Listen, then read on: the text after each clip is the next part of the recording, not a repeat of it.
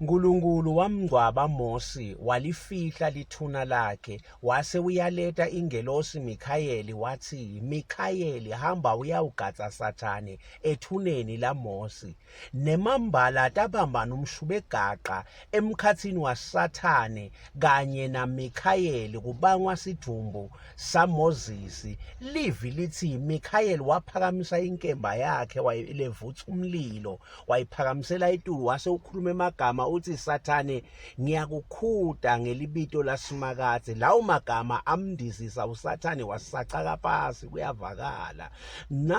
nawo uma sibuka ukuthi yini indzaba uNkulunkulu alifihle lithuna laMosi kuthi kuleto tikhathi kuze kube kulamuhla bebabanyenti kakhulu bantfu lebe bakhonda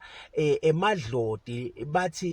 ngimimoya yebantfu lesebafile kusukela kuma-Greek kuya kuma-Gibhite lo mkhuba bewanze kakhulu simakade angafuni isive sakhe singcole ingako afihla sidumbu saMosi ngoba abona ukuthi ema-Israyeli atamkhonda Mosi athi ulidlodi bese ayaduka endleleni. Listen to me very careful, wonke umuntu lokhonda emadloti ukhonda Sathane in disguise ngoba kude budlelwane emkhathini waNkulunkulu nemadloti Kesturia Kerimando.